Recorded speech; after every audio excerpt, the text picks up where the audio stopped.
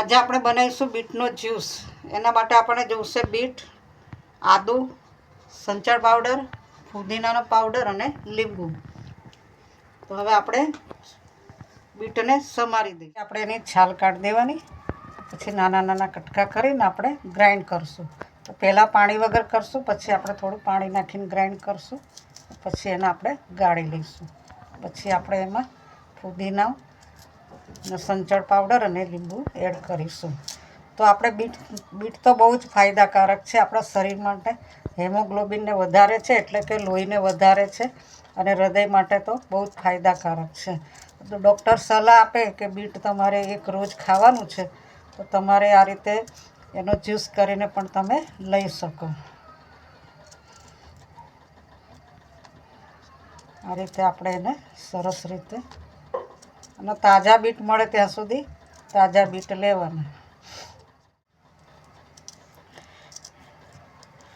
આપણે આ રીતે કટ કરી દેવાનું છે. ઉપરથી જાડો ભાગ હોય એ આપણે બને ત્યાં સુધી કાઢી નાખવાનો છે, કારણ કે એના કૂચા જ થવાના છે. આ રીતે આપણે કાઢી દઈશું. હવે આપણે આ ઝીણા ઝીણા પીસ કરી દીધા છે આદુના ને બીટના. તો હવે આપણે એને પહેલાં પાણી વગર ગ્રાઇન્ડ કરશું, પછી પાણી નાખીને ગ્રાઇન્ડ કરશું.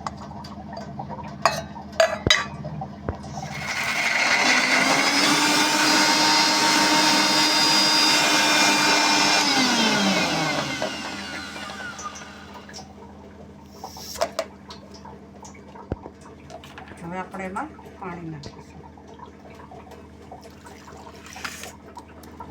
આપણે થોડો ફુદીનાનો પાવડર નાખીશું, સંચળ પાવડર નાખીશું,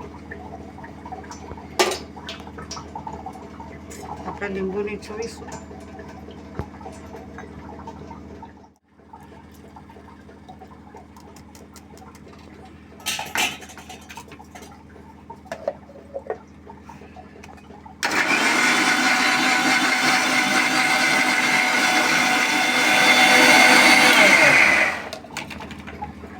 ગ્રાઇન્ડ થઈ ગયો છે જ્યુસ. હવે આપણે એને ગાળી લઈશું. ગાળીને પીવું હોય તો પણ પી શકાય, અને એમને પીવું હોય તો ગાળ્યા વગર પણ પી શકાય. કેમ કે એનાથી આપણને રેસા પેટમાં જાય તો ફાઈબર આપણને કામ કરે, આપણા આંતરડાને સાફ કરે.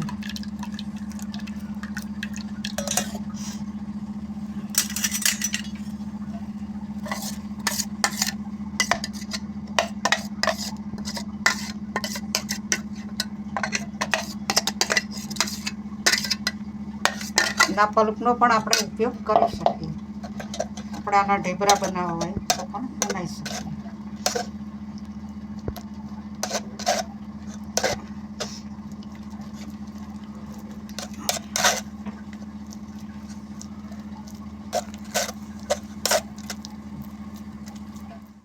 આ પલ્પને આપણે પાણી નાખીને ફરતી એકવાર ગ્રાઇન્ડ કરી દઈએ, એટલે એનો કસ આપણને મળી જાય. હવે આપણે ફરીથી ગ્રાઇન્ડ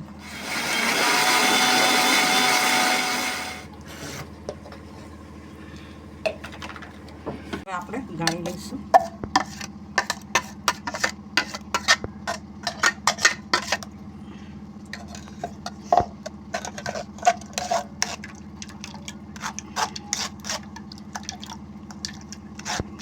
બીટનો જ્યુસ તૈયાર છે. આપણે એને ગાળી લીધો છે. તો હવે આપણે ગ્લાસમાં એને કાઢીશું.